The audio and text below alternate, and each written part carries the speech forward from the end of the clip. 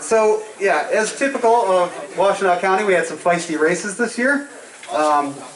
Everybody knocked it out of the park in terms of how hard they worked, and I, as somebody who ran for school board in East Lansing one time and never ran for another office again because of that experience, I can tell you how hard that is and how much commitment and passion and determination it takes to run for office. It is tough. And so I would just like you to look around at all the candidates and give them a round of applause for the incredible jobs that they did. You're going to hear from a variety of speakers today. At the end, we'll have everybody who's running for office just say their name and what they're running for, just so we can identify all the candidates. I don't have to tell you that this is we are having an existential crisis right now in this country, and we do not have the luxury of harboring grudges or animosity towards one another going into this election. Too much is on the line. We absolutely have to be successful. 10,704 votes. That's how much Hillary Clinton lost to Donald Trump in 2016. We could have made that up in Washtenaw County if we had just gotten out the votes a little bit more. This year we have to do more than just win. We have to crush Donald Trump and his allies, because they are going to do everything they can to suppress the vote, to make sure that your vote doesn't count, because they know that your vote is the most important thing that you have to offer, and who you give it to makes a big difference.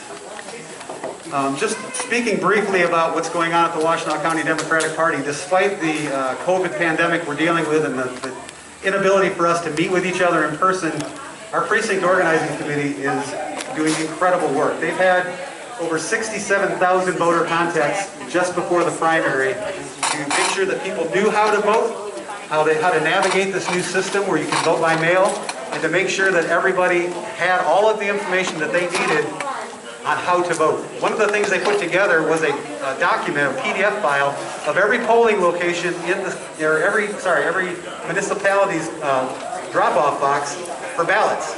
And in this one document, you can find out where you're supposed to go, where the address was, what their phone number is, what their hours of operation was, and often a photograph of the drop box. That's because our volunteers went out and did this work. So we are, even though we can't be out knocking doors right now, we are doing still an amazing amount of effort to get out the vote. So it's super important. But as I said, running for office is the hardest job you could ever hope to imagine. And one person who works harder than anybody else that I'm aware of in politics is Congresswoman Debbie Dingell. So I'm going to bring her up and get us fired up. Good job on the microphone. So, hello everybody. Happy Sunday. First, I want to thank Chris for all the work he does and all the shit he puts up with all of us. And I want to thank Kathy, who kept saying to me, we have to do the Unity event. And I'm like, we can't do a breakfast. And Chris and I would agonize. And Kathy and Kelly and Michelle said, we'll do it in a park. And I said, I'll buy the lunches, then we'll do Black's lunches. And Zingerman's provided lunch, and Kathy and Michelle and Kelly worked really hard to make this a success. So did Chris. I should not say, Chris did too. Chris set up a lot of this. So I want to thank the team that made this a success and made this nice today.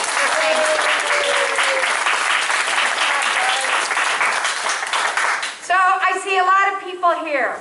I see the mayor, I see all my wonderful friends. I see Donna Lasinski, Ronnie Peterson, Yousef. I can't see at the moment, but you can't miss him. He's photobombing somewhere. No, I love him. He knows that. And a lot of elected officials. And everybody's here because we care. You know, this was a hard race. And I want to really thank all the volunteers, by the way, who are the hearts and the souls of these campaigns. And we thank you for what you do for us every single day. We do. Primaries are hard. Let's just admit that. They're people we know. They're people we respect. They pit family and friends against each other, and they're not pleasant. Let's just be honest. But they let us talk about the issues. They let us candidate. I'm still, you know, I admit that I'm always the one that says unify, we got to come together. It isn't always easy, but we've got to for November. And I want to, it's for you. I want to talk about that. I want to thank everybody who put themselves out there. The community is a winner because of everybody that did run. But, you know, 4 years ago, I by now was really worried and said to you all, I was worried that Donald Trump could win. Yep, you did. And you all thought I was nuts. Now, none of you think I'm nuts. And I have to tell you, well, you probably still do, but in a different way. But, you know, 3 weeks ago, I didn't want to, you know, I got a reputation to live up to as Debbie Downer. But I was starting to feel he is so outrageous. He is so over the top. He is so dividing this country with fear and hatred. He has made this country sicker because of how he has handled COVID. This country is not better off. It is not better off. And quite frankly, democracy is at a crisis point because of this man. But I gotta tell you, we all gotta be careful. I am trying to, I'm out, you know that. Anybody who knows me knows I'm capable of staying home for just so long. But I'm wearing my mask, I'm keeping my physical distance, and I'm washing my hands. And I'm starting to get nervous. You know, today I'm not going to stay for this whole event. This is one of the issues that I'm worried about. Alex Garza, who is a colleague of our state legislators, is at an event right now in Taylor, Michigan. And it's a Blue Lives Matter rally sponsored by the Rotary, a very mainstream group. And this is, last week there was one in Taylor, next week there's one in Riverview. Donald Trump is playing ads on television that talks about push 1 for rape, push 2 for murder, push 3 for burglary, and says, nobody can help you for 5 days because we've defunded the police. I had a senior, now I have not seen this ad yet, but I had a senior who was sobbing, literally sobbing with me, because the ad said there was no one to help her when someone was trying to break into her apartment. And I told her it was a total, utter lie. But Donald Trump is trying to use this as a wedge issue. Now here's a fact. And the sheriff's here, and it's great to see the sheriff. And he's been trying to fight this. If you're a young black man and you're a young white man, you are going to be treated differently if you are stopped by law enforcement.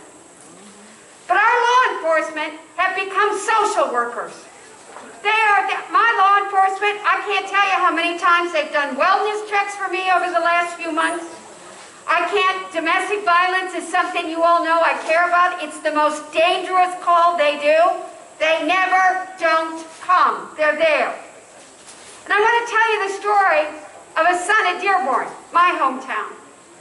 26 years old, was shot and killed on the 4th of July. His family still lives in Dearborn.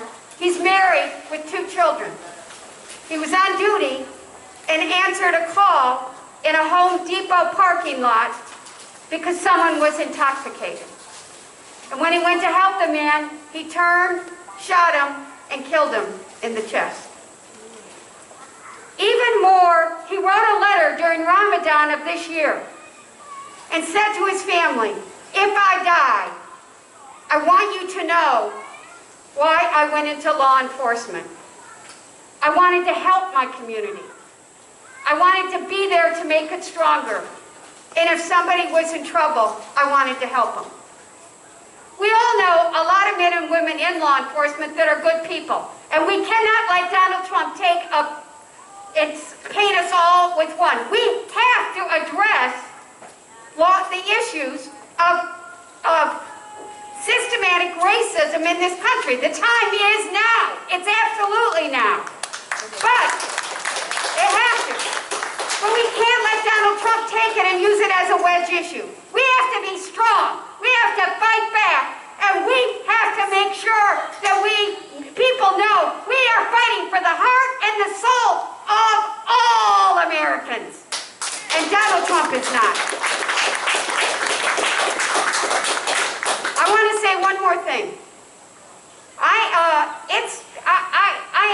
it, just in case you missed it. And, you know, the last few months I've been sort of disturbed by some of what I've seen. I know every potential candidate for vice president, every potential candidate that's been spoken about as potential VP. They're all friends. They're all damn good. They're all effective, strong, courageous women who love this country and would do a great job serving.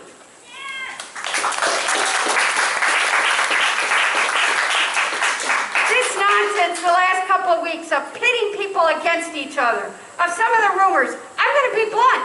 We wouldn't have done that against white men. And whoever gets picked, they're going to be good. And they're going to work with Joe Biden, and Joe Biden will become president of the United States in November.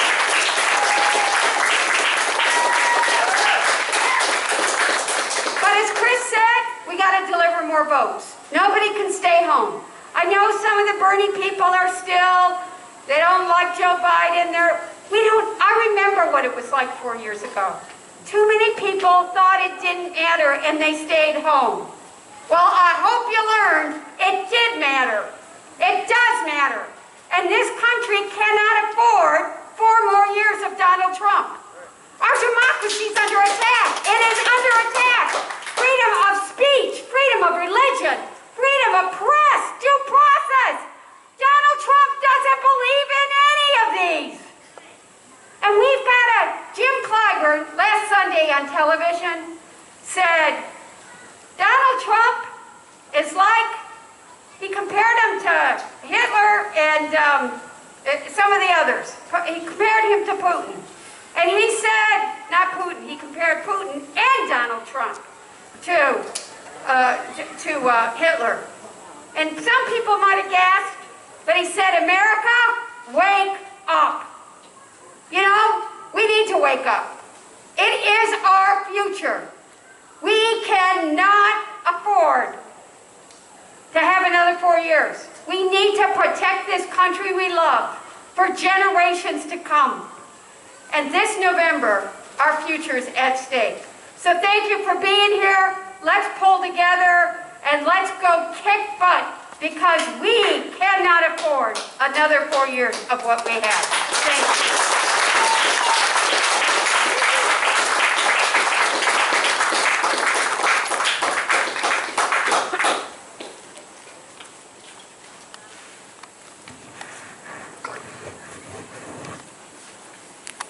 We're going to have Michelle and Kathy and who else?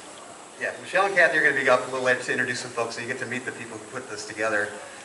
But I also want to thank Jim Rousseau, who is doing sound for us today. He kind of put this together at the last minute, or we put this together at the last minute, and he stepped up. So thank you, Jim, for doing this so that everybody can hear.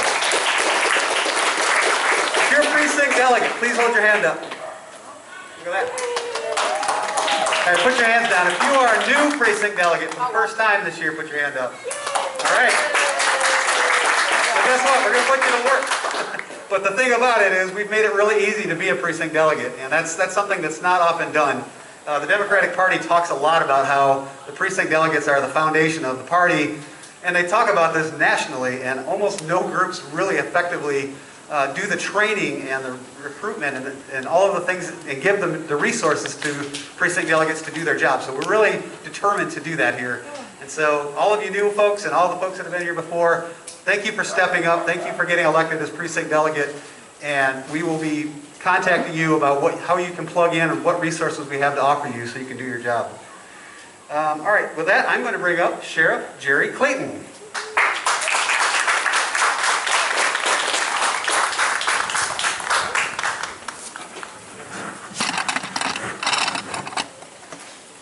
So good afternoon, folks. Oh gosh, that was so good. Good afternoon, folks. So how do you follow Congresswoman Dingell with all that energy?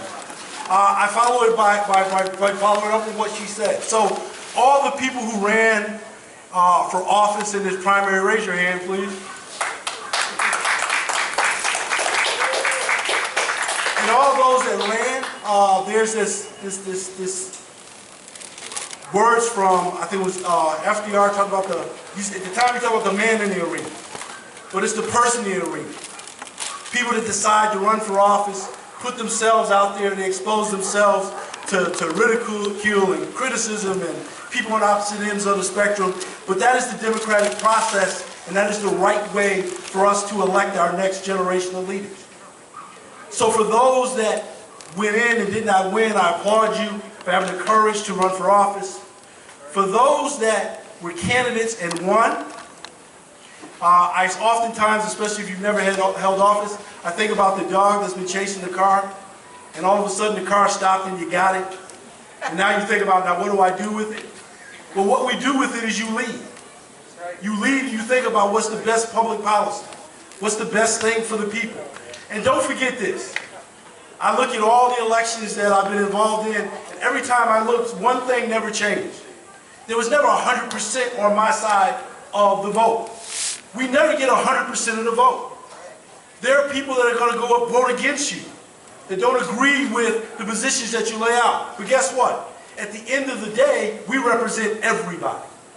And we have to think about representing everybody. And in this age, in the era of Donald Trump, in the era of a Republican Party that has repeatedly shown us who they are. Is it Maya Angelou that said when someone tells you who they are, shows you who they are, believe them? We should believe them. They are not for us. But the Democratic Party continues to show us who we are and what we're for, and we're for the people. And in this time, we're after the primary, everybody has to come together. Everybody has to pull together. And I think from a leadership standpoint, we have to model that. So there was no secret. I did not support the prosecutor-elect. He has to go through the general, but we know how that's going to turn out. That I was a supporter of one of his opponents. But he won. And it is critically important that we rally behind everybody that's been elected to office. So to Ellie Savick, let's give him a round of applause.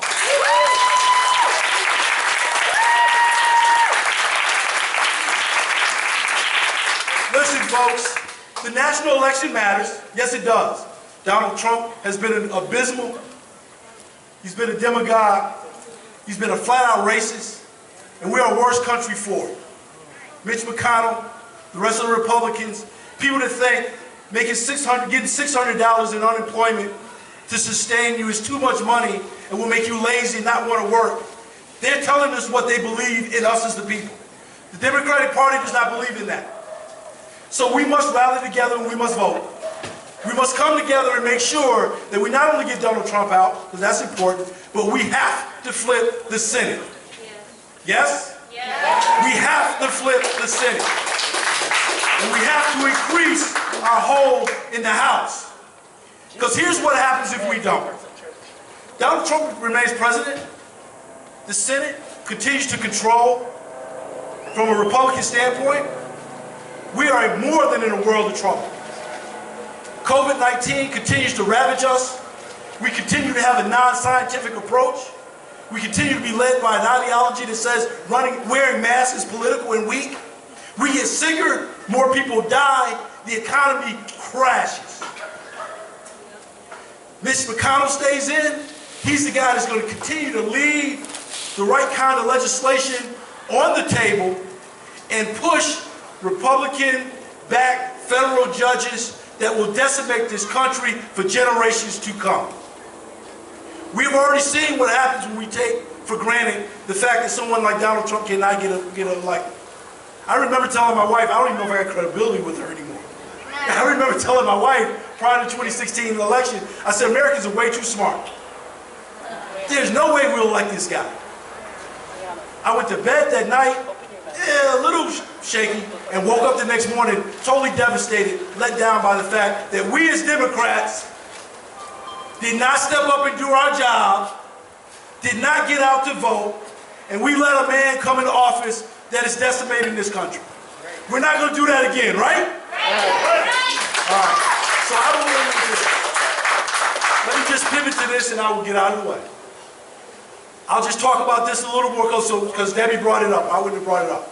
The whole issues around defunding the police. The whole issues around we need to do things better. I tell people all the time, hey, I'll walk into that conversation. You want to talk about it, let's talk about it.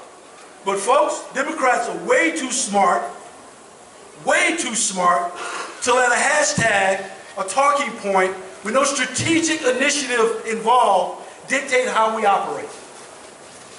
So if we want to talk about how we serve and build better communities, I'm all for that. But let's do it like Democrats do it. Let's be smart and strategic, not go on talking points or the last thing you heard. Let's think about how we make life better for everyone. I know about the whole Blue Lives Matter in Taylor and elsewhere. I've been in this profession for now 33 years. I've stayed in the profession because I believe the profession is noble. I believe that there's nobility in what police do. I also know that we employ human beings that are flawed, that have bias, and some of them are flat out racist. And as a profession, you got to call that what it is and address it and get it out. And that's what we need to do. So I get the whole Blue Lives Matter, but that's a distraction to take away from the fact that Black Lives Matter. And I'll say it one more time, Black Lives Matter. And for those that say, well, don't all lives matter? Yeah, but no lives matter unless we recognize that Black Lives Matter. No lives matter unless we recognize the fact that for 450 years, people of color have been on the wrong end of all the policies, of all the economic investment, of all the strategies around making this country better. There's no getting around that. And I'll end with this piece. For our white brothers and sisters that hear the voices now, that are willing to step up and recognize white privilege and systemic and institutional racism, and are committed to not only police reform, which is important, and criminal justice reform, which is important, but let me tell you something. You don't get those two things unless we have societal reform. Unless we recognize the fact that we have to deconstruct all the structures that have made discrimination and disparate treatment of people of color and poor people and gay and lesbian and everyone else wrong. We have to recognize that. And there is no party that can do that better than the Democratic Party. And there is no Democratic Party that is smarter and more engaged than the Washington Democratic Party. So folks, for the next 3 months, can we model the kind of leadership and democratic leadership and thoughtfulness that's required to lead the state of Michigan to make sure that we vote Democratic up and down the line. Thank you very much. Have a great afternoon.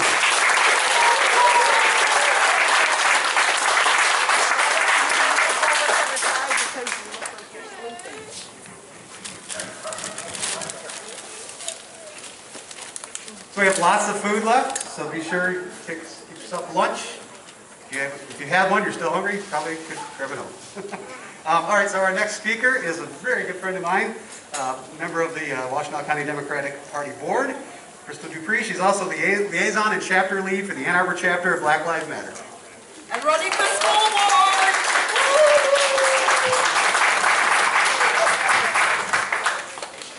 Hello. Can everybody hear me? Because I don't want to take my mask off. Okay, cool. So again, my name is Krystle DuPree. Thank you guys for giving me a moment to speak. I am the vice chair for the Outreach Committee for the Washtenaw County Democratic Party. And yes, I am the chapter lead for Ann Arbor Black Lives Matter. I'm also a candidate for Ann Arbor Public Schools.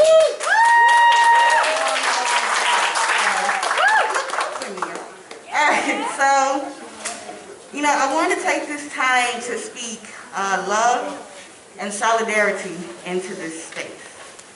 So the last 14 months have been interesting, to say the least. We've had our ups and downs and some noteworthy interactions between folks in our own community. And hopefully those interactions have led to some sincere thought about how we actually passionately express our desire to have the best people representing the people. Now notice I said our, because when the cameras go off and our eyes are exhausted from too much Twitter, this is community that we share. One that we all wish to see thrive and grow through coalition building and equity. And that is our focus from now until November. As coalitions, they build and maintain healthy communities. It is how we purge our White House of the toxic, racist, insidious idiocracy that has led to many a political misstep. And this is why I started with the idea of friendship and camaraderie. These concepts will guide us closer to a nation that we wish to see, and we feel comfortable leaving to our children. In the always seemingly prophetic words of Fred Hampton, we have to face the fact that some people say you fight fire best with fire. But we say you put fire out best with water. We say you don't fight racism with racism. We're going to fight racism with solidarity. He also said, you have to understand that the people have to pay a price for peace. You dare to struggle, you dare to win. If you dare not struggle, then goddamn it, you don't deserve to win. This November, the way we win is by amplifying the community voices, through motivating and mobilizing voters who understand and live the struggle, who are disproportionately affected by poverty, by police violence, and now a global pandemic. And channeling the collective energy of new and seasoned voters, we fight to ensure that we have the right representation, both nationally and locally. We move forward and we put people over politics, morality over money, love and honor over hate. I am honored to stand before so many of my friends and my colleagues, many of which who have stepped up to do their part, to be a part of their representation, to take all they have learned through allyship and solidarity and make it a reality in their elected positions. I want to say congratulations to everyone who has earned our trust and the honor to serve. I look forward to working with you, building with you, and holding you accountable if we need to. So, after all we've given all our little fist bumps and air hugs, realize we have work to do. So it's time to get to work.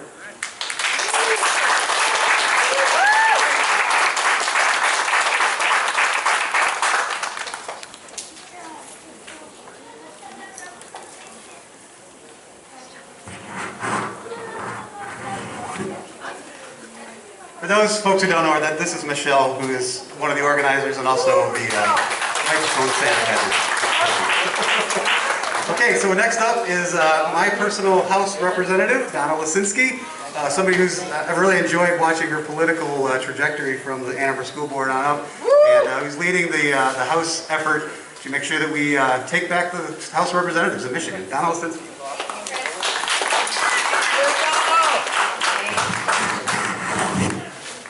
Congratulations, Chris, on your next big adventure. I know we're all looking forward to hearing and benefiting from it.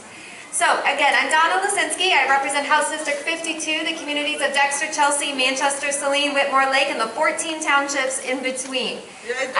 Thank you. I am honored to be here today, along with former colleagues, Susan Basquette and other school board members and my current colleagues in the House of Representatives. I have 3 key messages for us today, 3 key things that we need to do. 1, we need to beat President Trump. 2, we need to re-elect Gary Peters. And 3, we need to flip the House.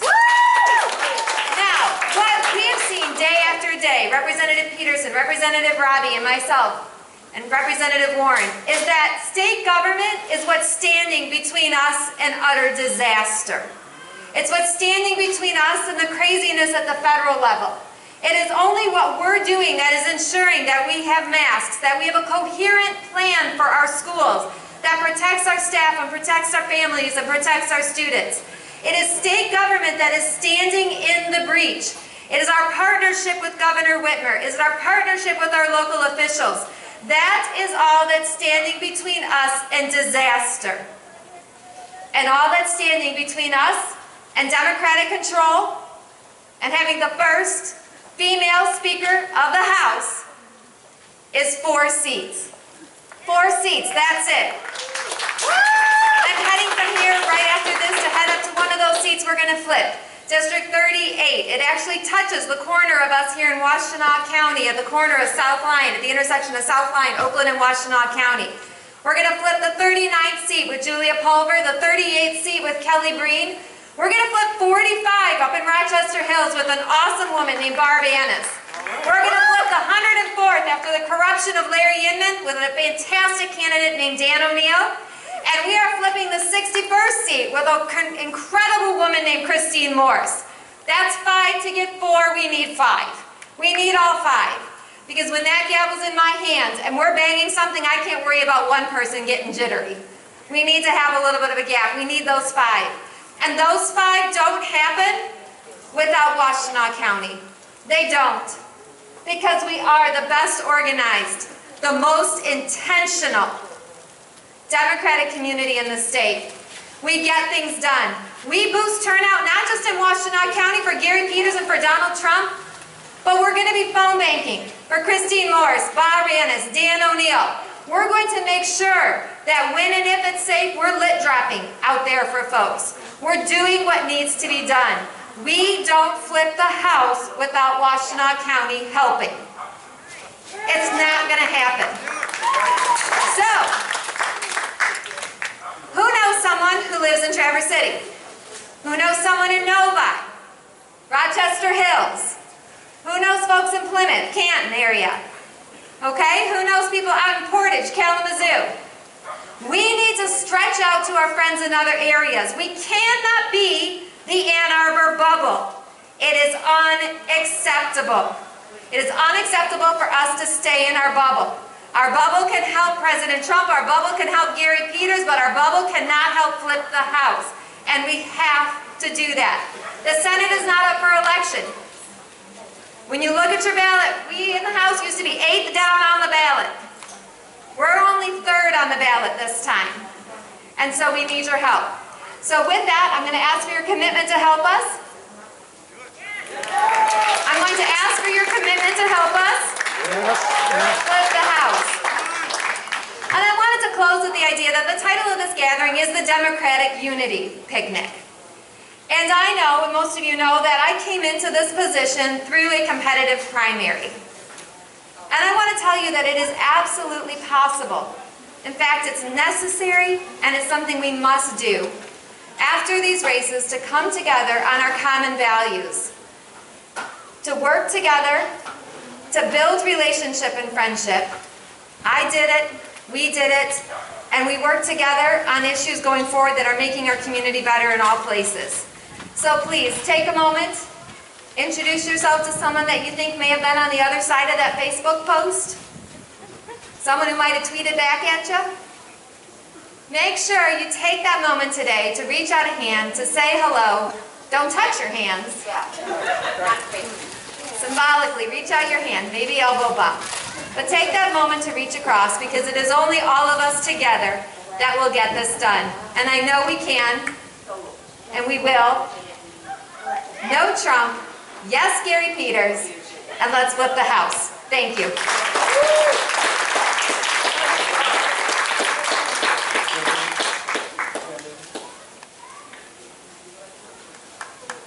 Good job, Michelle.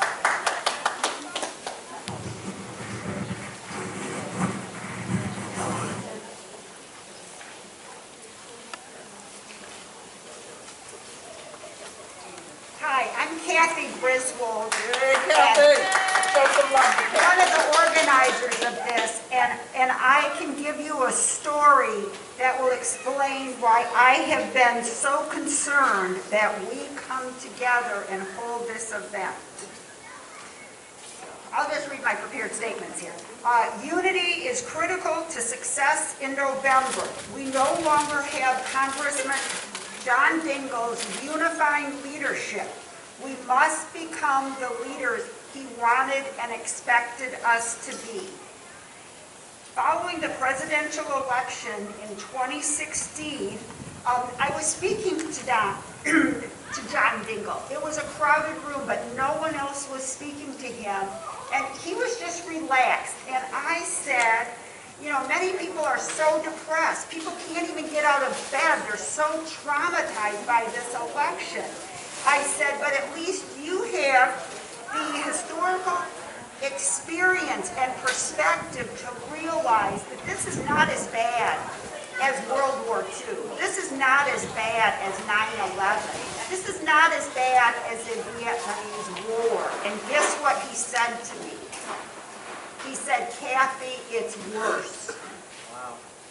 And I will never forget that moment because I was looking to him for reassurance. And it didn't come. And now we know that we have a president who's not just as bad as we thought he was going to be, and as Congressman John Dingell thought he was going to be.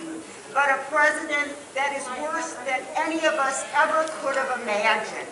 And we cannot let him remain in office for another 4 years.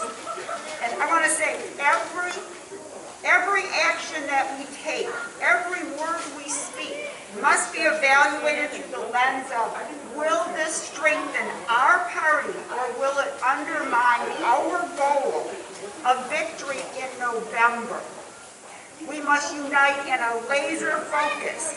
It must be victory in November, or we will become even worse than Congressman John Dingell could have imagined. And we owe it to his memory to work as hard as we possibly can.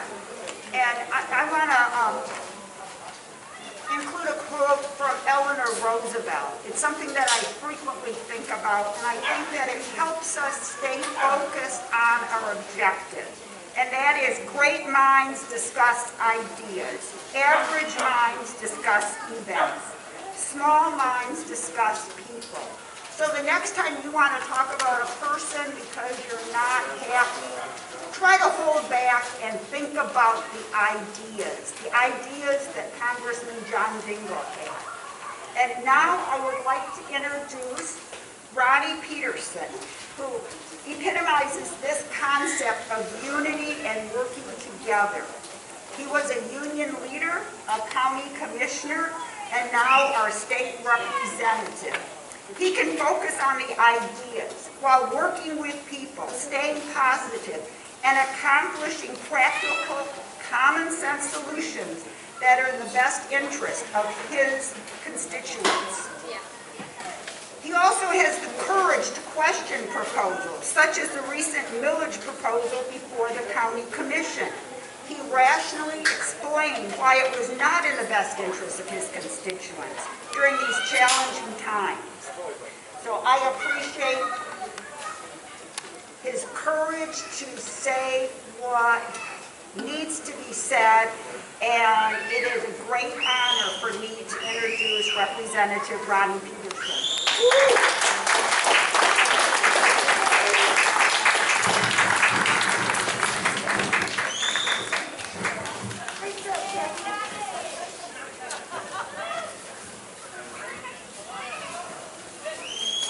Thank you. Thank you. First of all, the sound person. The sound is excellent. Thank you very much. I don't often speak too much in public. I always leave it to the leadership of the caucus. Our next speaker, Donna, and of course our floor leader, Yousef Rabhi, who does an excellent job every day. And I understand Yousef will follow me and will cover most of all of the legislation that we were talking about, but also the importance of this election.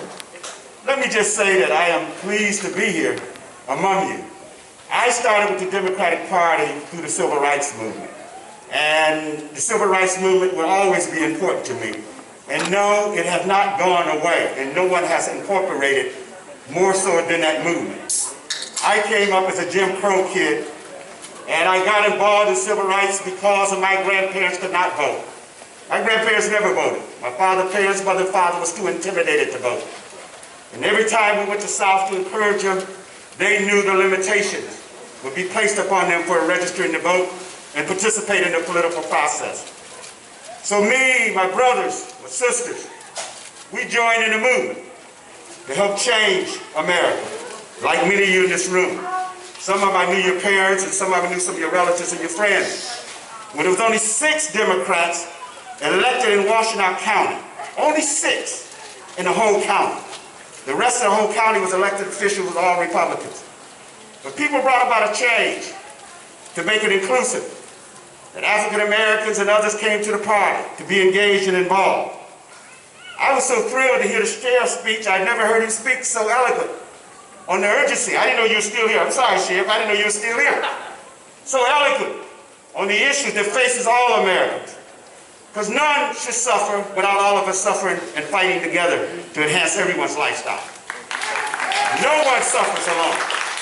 We're all in this fight together. And I say that as a civil rights kid because he's from Bessemer, Alabama, though he's raised in New York. And I demonstrated in Bessemer as a kid, Bessemer, Tuscaloosa, Birmingham, I demonstrated in all those towns. And even in Little Rock, Arkansas, though I left before it got dark, that I knew that one day in America, we would see a change. Never thought I would ever see integration. I never even had a picture in my mind to ever see integration. It was so difficult and so challenging for us. Called everything in your face, not behind your back, but in your face. Stood in the colored lines, used the colored bathrooms, and sometimes it was no bathroom and no waiting space. You stood outside. But it made a difference. When people set their minds to change things, they pull together to change it and make it better. And that's important. And certainly the sheriff pointed that out in his speech, what Black America faced. I'm not speaking just as an official. I have to speak about my heritage. We were not choosing the paint job. We were born with this paint job. So let's get that straight first. And if I had a choice, I don't think I would change this paint job. I got it. This is something Mom and Daddy gave me, and I have to wear it with a badge of honor every day and realize the fact I'm representing their name and hope that I contribute to the best of society to make it better for everyone.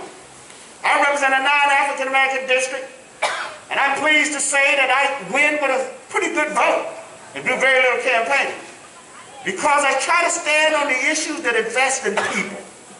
And I say this to the Democratic Party today because it's important to me to talk about those 6 Democrats that were elected throughout the whole county of all elected officials. And let me just say, when the change came, Kathy Fujek had a little different with that change because that's when the Democratic sweep started. In 1970 and 72, Democrats started sweeping in office. And what happens is, we ran a people's agenda here in Washington County. And we got to always remind ourselves that the people are always number one with us. With the legislation, or the ordinance, or the resolutions, or the issues we take on, we have the power to affect human lives. We have the ability to improve human lives. And we have the ability to protect those that are vulnerable in our community. Our elderly, our sick, our people who need health care. And to make sure we protect their interests with our voice and be solid about it. And remind each other the issues that we ran on is the same principles we should stand on once we're elected. We have to remind ourselves that people are number one in our agenda. And number one because we are Democrats. And those are the values that we incorporate in our political agenda. And that's what's important. So sometimes Democrats get trouble with me. I'm still a civil rights baby, and I'm sorry, that comes first. Protecting individual rights is number one with me. Whether you're gay, whether you're straight, whether you're black, whether you're white, you're Latino, whether you're Asian American, it's important that I protect your rights and make sure everybody else respects that you got a right to participate in this country, in this society. That is our number one agenda. Let me point out what I got up here to do though. I just thought a sheriff hit a button. And so I had to respond a little bit to encourage, know that he was on the right page. And it's important for you all to hear this diverse message sometimes because we have to make decisions as elected officials and we as precinct delegates, activists in the party, to remind elected officials why you sit at that table. Let me just first of all thank those who volunteer in these various elections, and the precinct delegates, the volunteers. Thank you for what you do. You make it possible for us to be elected, and you make it possible for us to continue to be reelected. Let me thank those who served, who will not be coming back, and thank you for your service. Thank you for the respect you have shown me during your 10 years of service, and thank you and appreciate what you did to make this community to be what it is, a better place to live. And then let me say to those who are elected, I look forward to working with you collectively and hope that we can make this a better place, and I know we will, for all of the people of this community. Thank you. Thank you.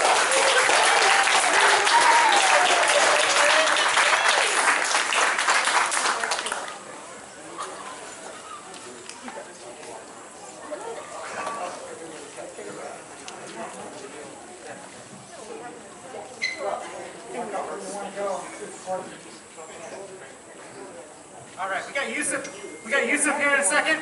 But first I wanted to say that I'm Hughes, and I was one of the organizers here because it's real important to me that after we've gotten ourselves all mad at each other during the primaries, that we get together and work on fighting the real enemy. And of course, until November, the real enemy is going to be the Republicans. But let's not forget the goal here, that the real enemy is racism. The real enemy is poverty. The real enemy is homophobia and transphobia. And I wouldn't be a good DSA member if I didn't say the real enemy is capitalism. So, yeah, get out there, flip those seats, just like Donna Lasinski was talking about. Make those phone calls. Get in touch with her. We got to make this happen because we can't. It's not enough to just fight. We have to win.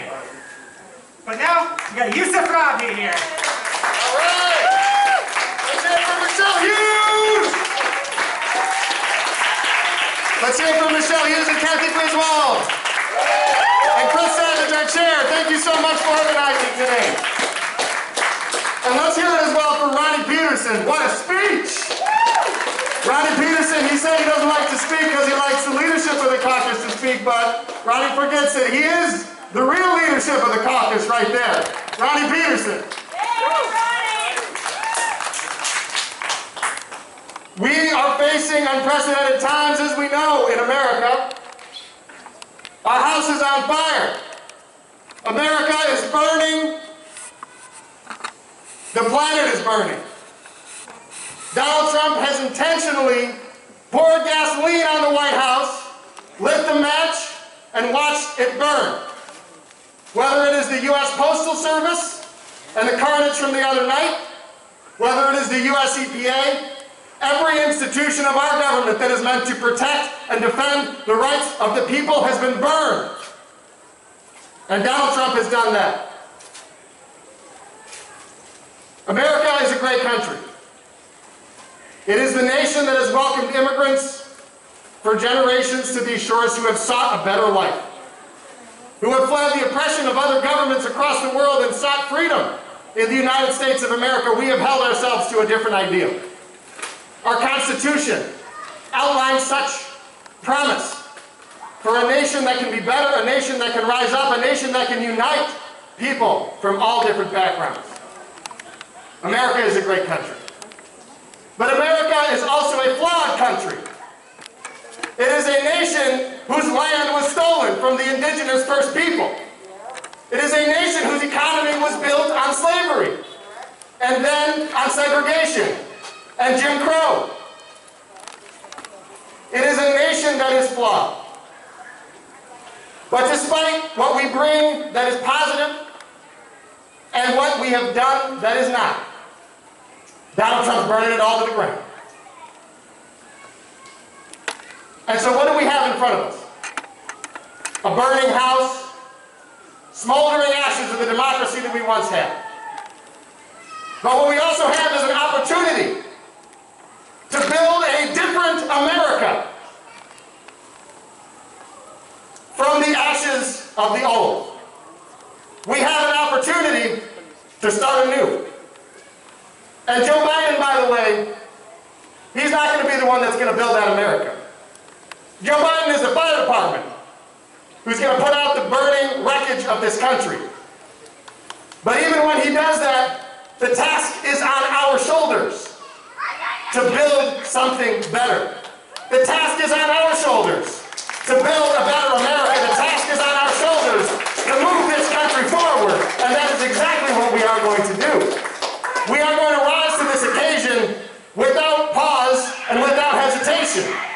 We are going to make sure that we finally tackle the institutions not just of racism, but of colonialism in this country. Whether it is the colonialism that we as a nation have perpetrated across the world, or whether it is the support and aid that we have given for colonial powers in Europe for generations, we need to deconstruct, undo, repair, and repay the debt that we have incurred to this planet, to the indigenous First Peoples, to the black and brown peoples of this planet.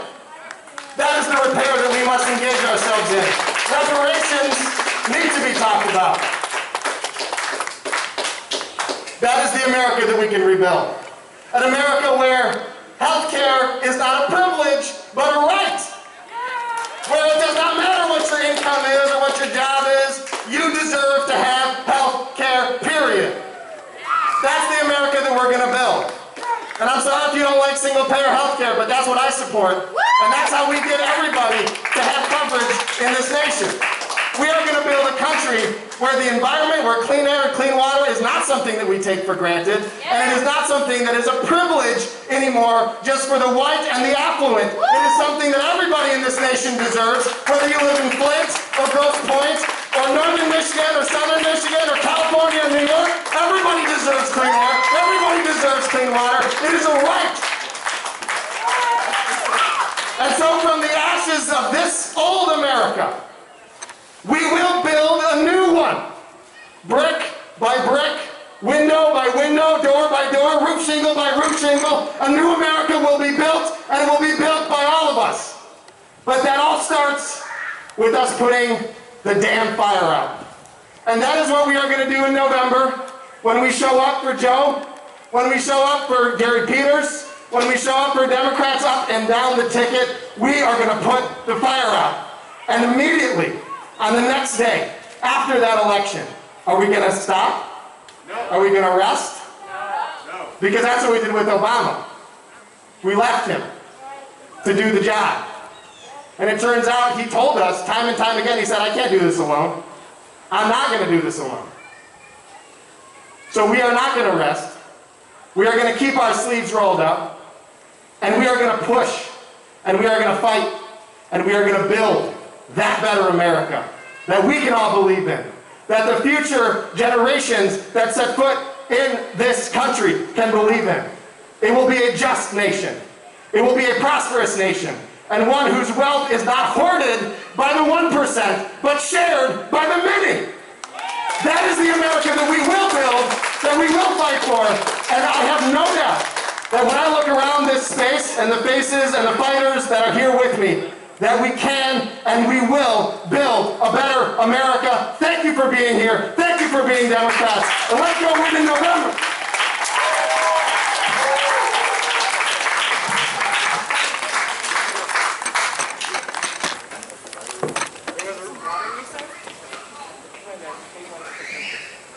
Thank you, Jim. There's a reason we put Yousef last, obviously. Because nobody wants to follow Yousef. All right, so we're going to do this try to do it in an orderly, civilized fashion, but if you are running for office and will be on the November ballot, we'd love to have you hold your hand up and tell us your name and your position. So let's start, we'll start over here. If you're running for office, you're going to be on the ballot, hold your hand up and I'll call on you. All right, go ahead, Rick. Ricky Jefferson, County Commission. All right, Katie. Are you on the ballot? Yes. Katie Scott, County Commission. Felicia Raven, State House. I'm going to get messed up here and screw somebody's name up, so I apologize. Lorraine Washington, a judicial race that I never can remember. Say it again? 14B District Court. All right. Go ahead. Jane Eyre. See, I told you. Jen Eyre. County Commission. Yes. The City Council. Sorry.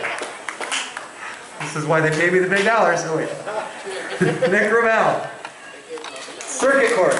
Right? Okay. County Commission. Go ahead.